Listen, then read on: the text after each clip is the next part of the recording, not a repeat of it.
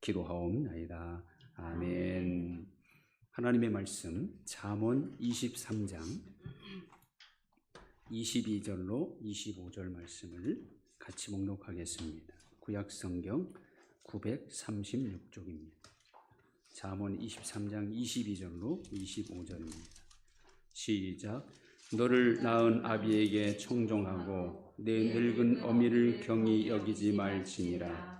진리를 사되 팔지는 말며 지혜와 훈계와 명철도 그리할지니라. 의인의 아비는 크게 즐거울 것이요 지혜로운 자식을 낳은 자는 그로 말미암아 즐거울 것이니라. 네 부모를 즐겁게 하며 너를 낳은 어미를 기쁘게 하라. 아멘. 영국의 역사학자 아놀드 토인비는 한국의 생명수는 효다. 그리고 한국의 효는 인류를 위하여 가장 필요한 사상이다라고 우리나라의 효를 높이 평가했습니다. 한국보건사회연구원의 조사에 의하면 부모는 자식이 자주 찾아오거나 안부 전화를 좋아하는 정서적인 문화를 좋아하고 자식은 병 간호나 경제적인 지원을 최고의 효로 여기고 있다라고 조사 결과 나왔습니다. 부모는 마음을 중시하고 자식은 물질을 더 중시하고 있다 하는 그런 결과입니다. 부모 공경은 모든 인간관계의 근본이죠. 부모와의 관계가 좋은 자녀는 원만한 인간관계를 맺을 수 있고 또 사회 구성원으로서 건강하게 살아갈 수 있는 것입니다. 부모 공경은 성경에 의하면 부모를 기쁘게 하는 것이라고 말합니다. 잠언 15장 20절에 보면 지혜로운 아들은 아비를 즐겁게 하여도 미련한 자는 어미를 업신여기느니라. 이 말씀은 지혜로운 자와 미련한 자의 기준이 무엇이라고 말하냐면요, 아비를 즐겁게 하는 자는 지혜로운 자, 어미를 업신여긴 자는 미련한 자. 부모를 즐겁게 하는가 업신여기는가, 그것이 지혜와 미련의 기준이라는 겁니다. 부모를 공경하는 실제적인 방법은 내가 좋아하는 것을 해드리는 게 아니라 부모가 즐거워하는 것을 해드리는 것이다 라는 것을 우리가 기억해야 합니다. 어떤 엄마가 장가가는 아들에게 쓰는 글이 있어 소개합니다. 아마 모든 어머니의 공통적인 생각은 아니겠지만 아들 입장에서 좀 생각을 해볼 필요가 있다, 이렇게 생각을 합니다. 명절 때 친가에만 오려고 하지 말라. 처가가 좋으면 처가에 가고 그냥 연휴니까 마음껏 놀고 싶으면 놀거라. 내 처와 싸웠다고 내 집에 오지 마라. 이제 너의 집은 내 아내가 있는 그곳이다. 부부가 살면서 싸울 때도 있지. 하지만 둘이서 해결하고 영 갈 곳이 없으면 처가로 가라. 내가 선택한 아내의 흠을 이 엄마한테 와서 말하지 말라. 그건 내 얼굴에 침 뱉기다. 내가 골랐잖니. 부부는 평생을 맞춰가며 사는 것이다. 내 아내라도 내가 좋기만 하겠니? 내 아내를 울리지 마라. 내 아내를 울리는 것은 이 어미를 울리는 것과 같다. 이 엄마가 어찌 살았는지 그걸 기억한다면 감히 내 아내를 함부로 할 수 없을 거다. 아들아, 장모에게 잘하거라. 딸은 그냥 보고만 있어도 가슴 시린 그런 게 딸이다. 너도 딸을 낳아보면 안다. 그러니 네 아내를 키워준 그분께 잘하거라. 너희가 잘 살아주는 것, 그게 바로 이 엄마의 행복이란다. 모든 부모가 자기 자식을 향해 바라는 것은요, 자식들이 행복하게 잘 되는 겁니다. 모든 자식이 부모를 향해서 해야 할 일은 부모를 즐겁고 기쁘게 하는 일입니다. 하나님은 행한 대로 갚아주시고 심은 대로 거두시는 분입니다. 오늘 말씀은 부모를 진정으로 공경하는 것이 어떤 것인가를 알려주죠. 22절, 너를 낳은 아비에게 청종하고 네 늙은 어미를 경히 여기지 말지니라. 부모에게 청종하고 존경할 이유가 있다고 말합니다. 그건 뭐냐면 부모는 자식들보다 훨씬 풍부한 경험을 한 분들이기 때문이고, 그보다 더 중요한 것은 여기 보면 낳은 아비, 낳은 어미이기 때문이라는 거죠. 여기 낳았다는 것은 생명을 주었다는 겁니다. 그런 점에서 부모는 생명의 주인이신 하나님의 대리자다. 이렇게 보면 되는 거죠. 그럼 어떻게 공경해랍니까? 25절. 내 부모를 즐겁게 하며 너를 낳은 어미를 기쁘게 하라. 다시 한번 즐겁게 하며 기쁘게 하는 것이 부모를 진정으로 공경하는 일이라는 겁니다. 그럼 어떻게 자식의 입장에서 부모를 즐겁게 하고 기쁘게 할 수 있는가? 24절에 답이 있죠. 의인의 아비는 크게 즐거울 것이요 지혜로운 자식을 낳은 자는 그로 말미암아 즐거울 것이니라. 자, 의인의 아비는 크게 즐거울 것이다. 이렇게 말하죠. 이거 뭡니까? 자식이 의인으로 사는 것이 아비가 크게 즐거워하는 일이라는 겁니다. 또 지혜로운 자식을 낳은 자는 그로 말미암아 즐거울 것이니라. 자식이 지혜로운 자식이 될 때 그것이 바로 부모를 즐겁게 하는 일이라는 거죠. 그러니까 자식이 의인이 되는 것, 그게 아버지를 크게 즐겁게 되는 일이고, 자식이 지혜로운 자가 되는 것, 그게 바로 부모를 기쁘게 드리는 일이라는 겁니다. 그럼 우리는 어떻게 의인이 됩니까? 어떤 사람이 지혜로운 사람입니까? 의롭게 살아서 의인입니까? 물론 그것도 맞지만 성경이 말하는 의인은 하나님과 관계를 맺은 사람이 의인입니다.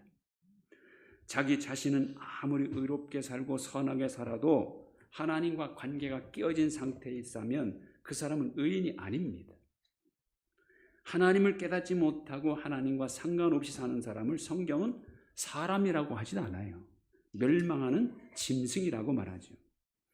또 성경은 하나님을 경외하는 것이 지혜의 근본이라고 합니다. 그러므로 하나님을 경외하고 하나님과 친밀하게 사는 사람, 그가 성경이 말하는 의인이요 지혜로운 사람이라는 거죠. 자, 그러면 하나님은 그런 의인을 어떻게 대우해 주십니까? 시편과 잠언에 아주 분명하게 이런 말씀을 하고 있어요. 시편 37편 25절. 내가 어려서부터 늙기까지 의인이 버림을 당하거나 그의 자손이 걸식함을 보지 못했도다. 그의 자손이 복을 받는도다. 시편 34편 15절.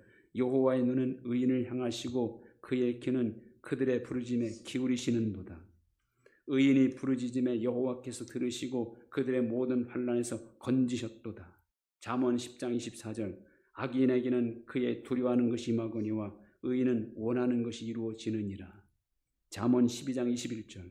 의인에게는 어떤 재앙도 임하지 아니하거니와 악인에게는 앙화가 가득하리라. 자, 이런 말씀들을 보면요, 하나님은 철저히 의인 편이 되어 주신다는 겁니다. 그러므로 의인으로 사는 일은 본인도 하나님의 도우심과 은혜를 받는 일이지만 그런 사람은 세상에서도 잘 되기 때문에 그 부모가 크게 즐거워할 일이라는 거죠. 모든 부모들이 가장 좋아하고 즐거워하는 일이 뭡니까? 자기 자식 잘 되는 일이에요. 자기 자식이 성공하는 일입니다.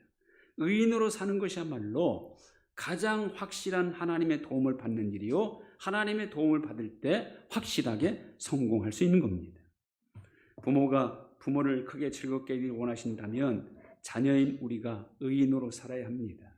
그리고 지혜의 근본이신 하나님을 철저히 경외해야 한다는 것이죠.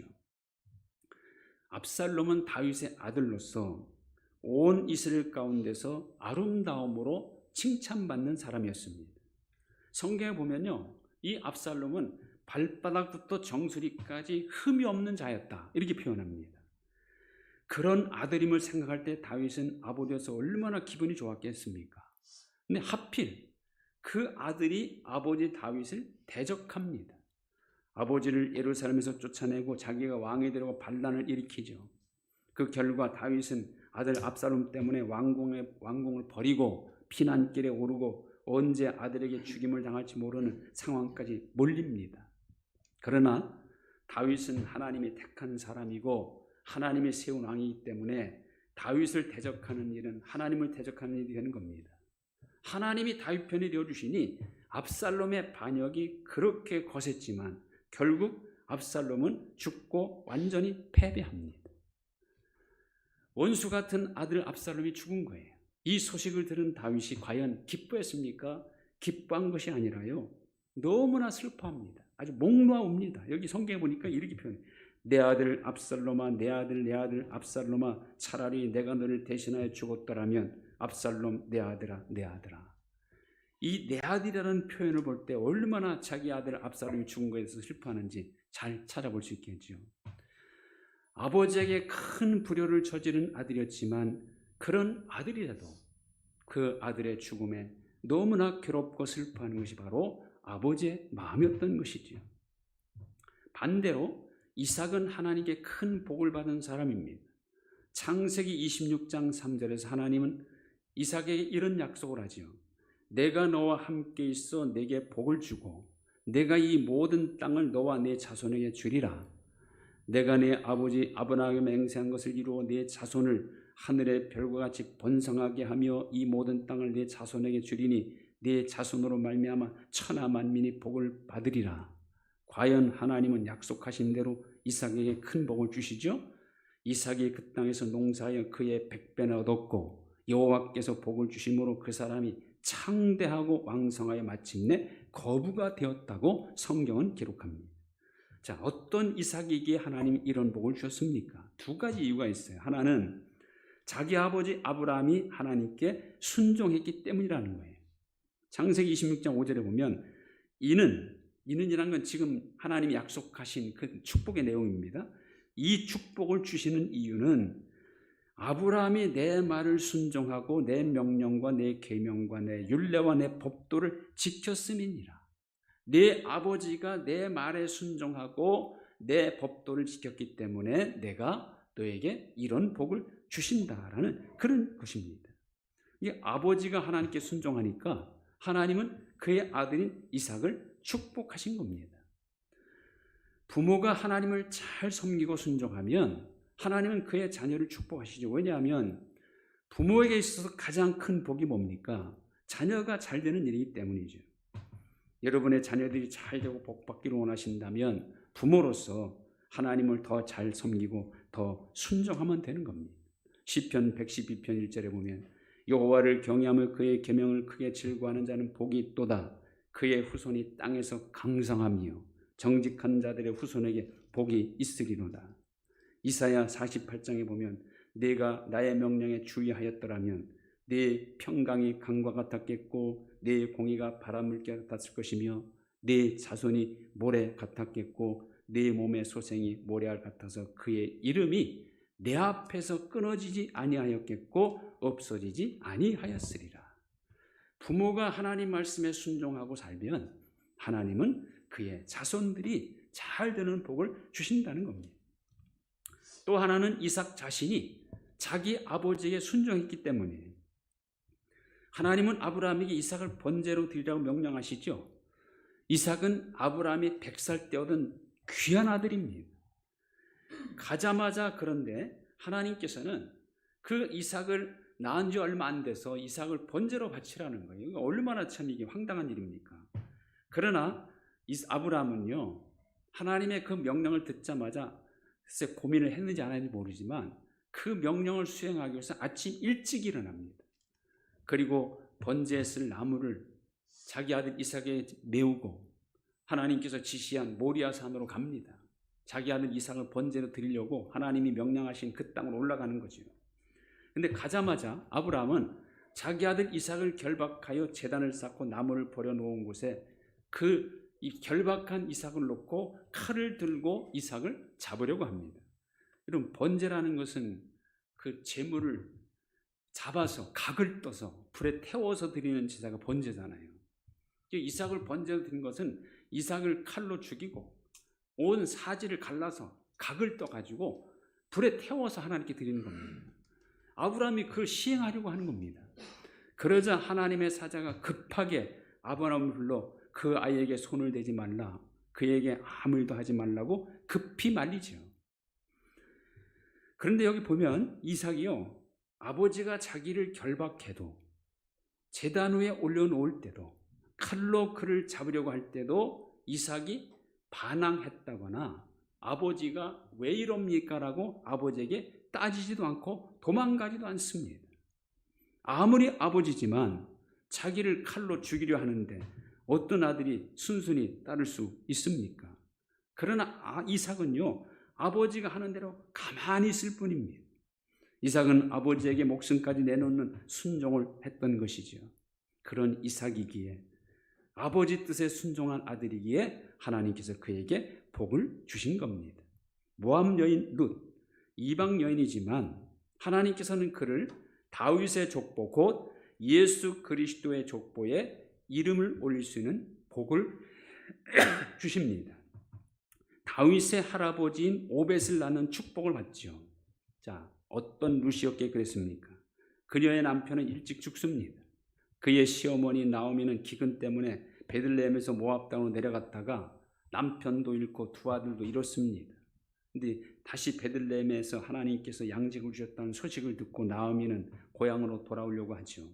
근데 두 며느리 중에 큰 며느리 모압 여인 오르바는 그냥 모압 땅에 남기로 했지만 룻은 끝까지 나오미를 따르겠다고 합니다. 나오미가 제발 그러지 말라고 말렸지만 룻은 이렇게 말하죠. 내가 죽는 일 외에 어머니를 떠나면 여호와께서 내게 벌을 내리시고 더 내리시기를 원하나이다. 어머니께서 가시는 곳에 나도 가고 어머니께서 머무시는 곳에 나도 머물겠나이다. 어머니의 백성이 나의 백성이 되고 어머니 하나님이 나의 하나님이 되시리이다. 목숨 걸고 어머니와 함께 하겠다는 겁니다. 결국 룻은 아무것도 없는 빈털터리 시어머니를 따라 베들레헴으로 돌아와 어머니와 함께하고 어머니를 잘 섬기고 어머니 말에 순종하며 삽니다. 하나님은 그런 룻에게 그 지역의 유력자인 보아스를 남편으로 맞이하게 하여 영광스러운 복을 받게 하시고 그 보아스를 통하여 아들을 낳았는데 그 아들이 바로 다윗의 할아버지입니다. 부모를 공경하는 일은 하나님을 공경하는 일처럼 귀한 일입니다. 하나님을 기쁘시게 하면 하나님은 우리 마음의 소원을 이루어 주신다고 약속하지요. 부모를 기쁘게 해드리는 자녀를 하나님도 기뻐하시고 잘 되게 하십니다. 자녀인 내가 의인, 지혜로운 자가 되는 것이 부모를 기쁘게 해드리는 일입니다. 그러므로 내가 잘 되기 위해서라도 부모를 기쁘게 하고 하나님을 기쁘게 해드리기 위해서라도 부모를 즐겁게 해야 한다는 것입니다. 그래서 부모 공경하는 일은 자녀가 하나님의 복을 받는 통로와 같은 일입니다.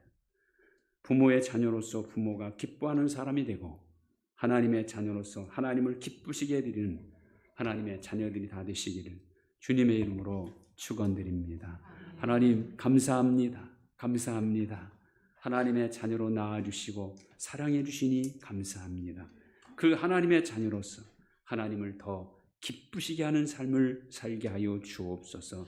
또 부모의 자녀로서 부모를 기쁘게 하는 저희들 되게 하시고 또 우리 부모로서 우리의 자녀들에게 좋은 것을 물려주는 그리고 우리 자녀들에게 축복의 통로가 되는 모든 부모가 되게 하여 주옵소서.